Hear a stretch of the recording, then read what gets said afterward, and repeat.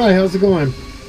Today we have a 1982 FJ40. So when we talk about FJ40s and we talk about rarity, 1982 is about almost as rare as they get.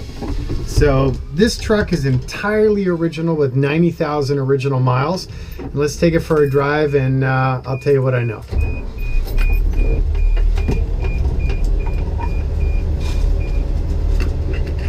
You hear that? Even the seatbelt sensor still works on it, which is pretty cool.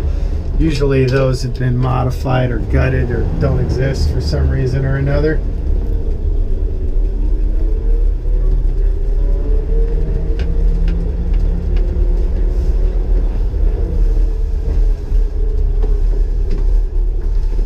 What's really cool about this truck is the virginity of the truck.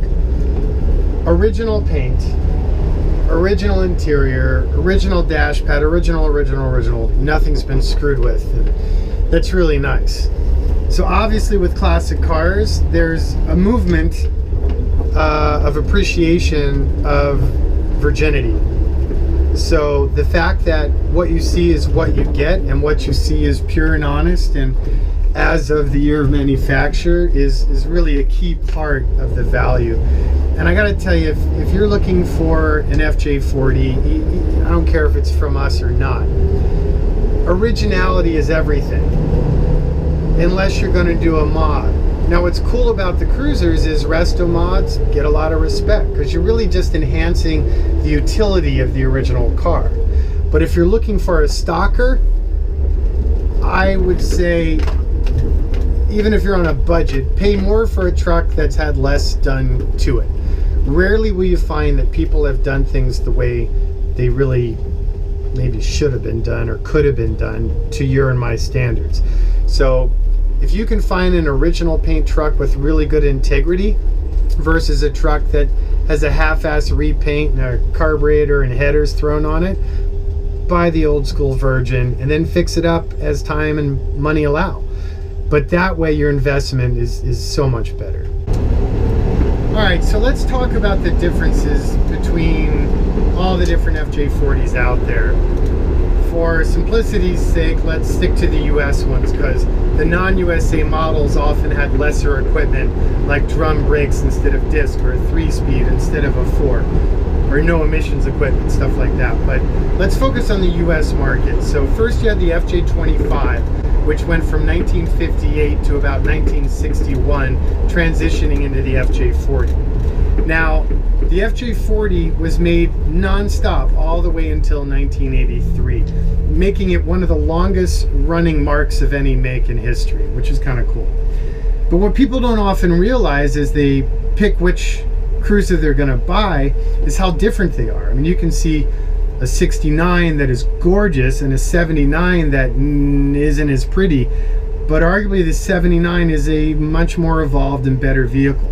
So in simple terms, the early years you had the F motor, straight 6, single barrel carb transitioning into a 2-barrel carb.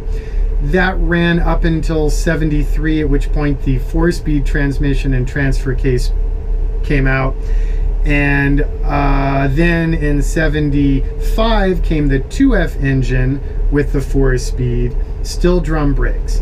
12 of 75 and newer went to disc in the front, state drum in the rear, power assist. And then electronic ignition was added late in 1977. And then the big change came in 1 of 79. So 1 of 79, you went from a 15.8 to a 19.6 gallon fuel tank. The tank got repositioned under the vehicle instead of kind of a bomb under the passenger seat. The other cool thing was the differential gearing went from 410 to 373, an acknowledgement of our developing freeway network, so they became much more comfortable to drive and quieter at freeway speeds. You also had simpler and better engineering in the emissions control devices, more comfortable seats, both now with floor tracks and recline functionality. And then what people don't realize, even if they knew all that geeky information, is that 8 August of 1980 and newer represented yet another evolutionary change. So starting in August of 80, You add all the goodness of the 79 models, and you compound that by a couple more details. So the dome light works when you open the door. Wow, it took them 30 years to figure that one out. And then you run the split case, transfer case, and the later 4-speed tranny, which is way nicer, way quieter, longer lasting. And then the other cool thing is you got rid of the parking brake, which up until then had been a drum attached to the drive shaft and just has inherent vibrations. So 8 of 80 and newer, you have a cable actuated parking brake direct to the rear brake shoes. So really, in essence, an FJ60 mechanical system is what you find in an 8 of 80 and newer FJ40. The other cool thing is 79 and newer power steering and AC became available. In the case of this particular truck, aftermarket AC.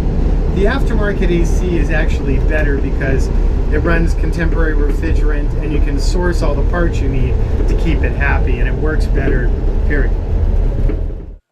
So here's an overview of the mechanical work we just completed. So first of all, we started with our 35-page list to really identify exactly what's up with the truck and get to know it in detail.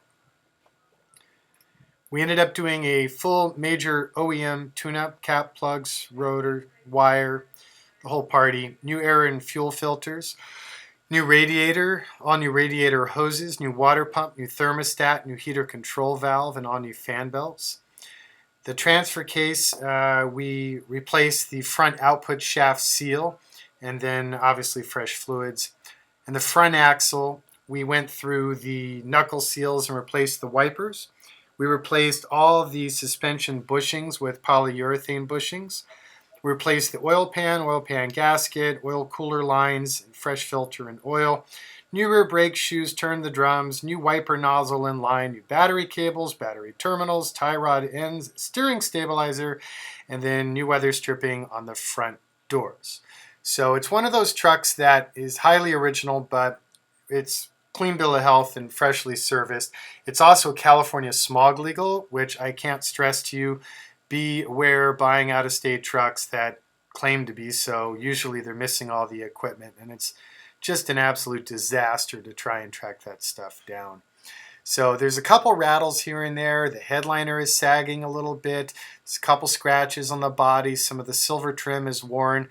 But I don't know. I'm inclined to say just leave it alone. Leave it like it is. If you'd like to have any of that stuff dialed in to whatever extent, even if you want to just go ahead and jump in and do a stage 3 resto, we're happy to do so. But I think this truck's a rare opportunity to just hop in and enjoy just like she sits.